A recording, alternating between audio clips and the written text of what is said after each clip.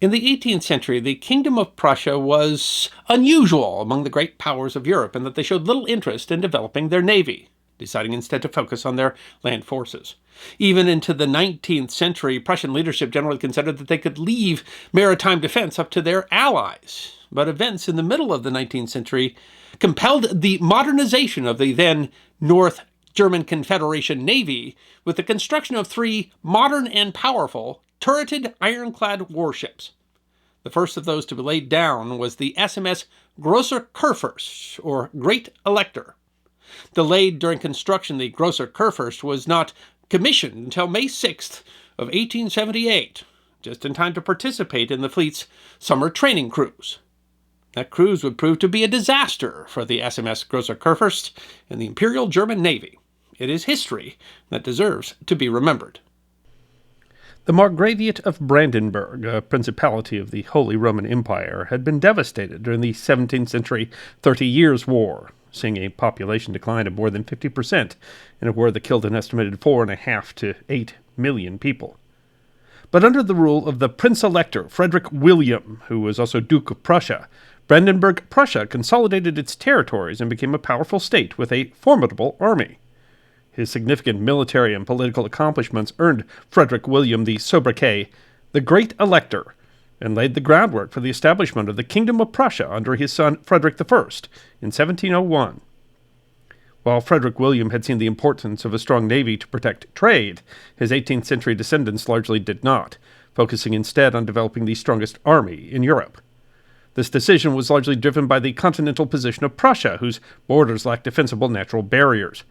While Prussia rose to become arguably the most powerful state on the continent under Frederick II, called Frederick the Great, those gains occurred almost wholly without the aid of a navy, which is so small that the entire fleet was lost in a single battle against Sweden in 1759. The Prussian army faced humiliating defeat, significant reform, and ultimate victory during the Napoleonic Wars, but its navy was not among the fleets of the great powers. The weakness that came from a lack of a navy was demonstrated in 2 wars with Denmark in 1848 and again in 1864 over the control of the Duchy of Schleswig. While ultimately successful, Prussia found itself unable to defeat a blockade by the Danish navy, which devastated Prussian naval commerce in the North Sea. The 2 Schleswig Wars demonstrated that Prussia and the loose confederation of states called the German Confederation could not reliably count on allies such as Great Britain and the Dutch Republic to defend its naval interests. In fact, prior to the wars, Denmark had been one of the nations upon whom the Prussians had counted on for naval defense. In response, Prussia sought to establish a more powerful German imperial fleet, an effort that became more serious after Prussia's victory in the 1866 German War, which established Prussian domination over Austria and the replacement of the German Confederation with the more centrally unified North German Confederation, led by Prussia. The creation of the North German Confederation in July of 1867 was a milestone in the process of German unification, and while still small, the integration of the Prussian fleet into the North German Federal Navy was a significant part of that process, placing the fleet under the control of the centralized German state in a time when the armies of the Confederate states, including that of Prussia, remained under the control of the states. The nucleus of this new navy was confirmed by the Reichstag, or Parliament of the North German Confederation, in 1867, calling for, according to historian Aidan Dotson's 2014 book, The Kaiser's Battle Fleet, a fleet of 16 armored warships, 20 unarmored corvettes, and 8 avisos, or dispatch boats. Central among these were the armored warships of the Preußen, or Prussian class, the Imperial fleet's first uniform class of capital ships. While other ironclad ships built for the new Imperial fleet were commissioned from foreign shipyards, the 3 vessels of the Prussian class were to be built in German shipyards. None of the ships would be completed before the 1870 war with France, a war in which Prussian land victories prevented France from being able to leverage its larger navy. It was largely victory in that war that compelled many southern German states to join the North German Confederation to create the unified German Empire in January 1871. Thus, the ironclad ships of the Prussian class would be commissioned in the new Imperial German Navy, each bearing the prefix SMS, meaning His Majesty's Ship. The first of these ships to be laid down was the SMS Grosser Kurfürst, or Great Elector, built at the newly established Imperial Dockyard at Wilhelmshaven, laid down in 1869. The class was designed during a period of significant transition in the development of warships.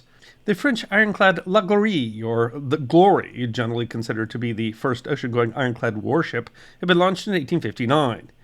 And in 1866, the first major sea battle between ironclads, the Battle of Lissa, had been fought, resulting in the victory by the Austrian Empire over an Italian force. The design of the Prussian class was highly impacted by the lessons learned at Lissa, but also by the rapidly evolving naval technology of the time. Original ocean-going ironclads, including La Gloire and the British ships HMS Warrior and HMS Black Prince, as well as the Imperial German ships Frederick Karl and Kron Prinz, were ironclad frigates with full-length gun decks, essentially very like their wooden predecessors except for being iron-hulled. But by the time the Prussian class was being designed, the armored frigate had been supplanted by the central battery concept, which Dodson describes as the armament placed in an armored box amidships rather than spread along the gun deck.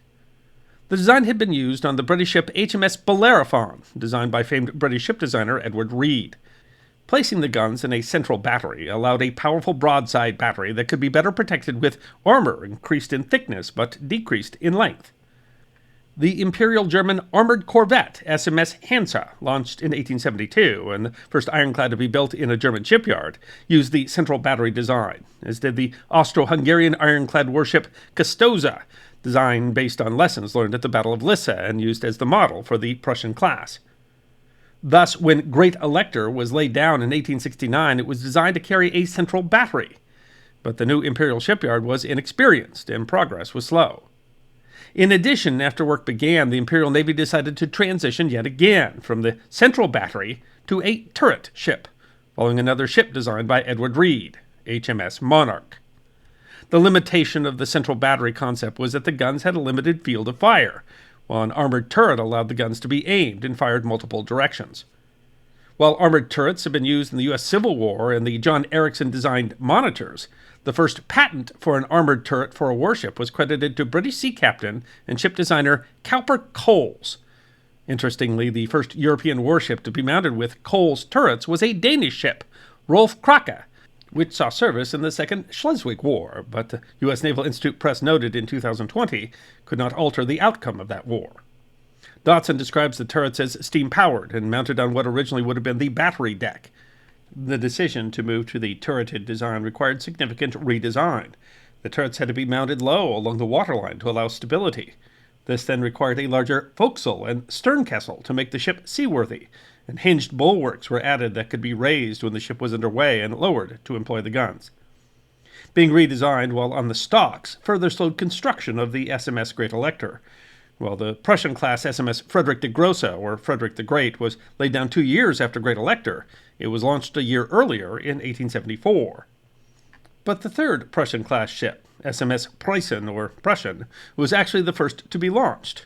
While Prussian was the last to be laid down in 1871, it was built in the more experienced private A.G. Vulcan shipyard and launched in 1873.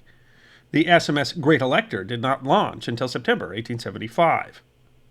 The Great Elector displaced 6,713 long tons, was 316 foot 11 inches in length and 53 foot 6 inches at the beam. The ship was both fully rigged and powered by a single expansion steam engine and single screw. Her two turrets each mounted two 10-inch guns, with additional 6.7-inch guns mounted in the forecastle and stern castle. The ship could make 14 knots. The armor belt ran along two strakes, or strips that ran the length of the ship, with wrought iron mounted on teak wood. The upper strake was 8 inches thick, the lower varied between 4 and 9 inches thick. The ship design included 12 watertight compartments. Cost of construction was $7,303,000 gold marks. The ship's normal complement was 46 officers and 454 enlisted men. The ships of the Prussian class were powerful and of modern design. SMS Great Elector was finally commissioned on May 6, 1878, under the command of Captain Count Alexander von Mons.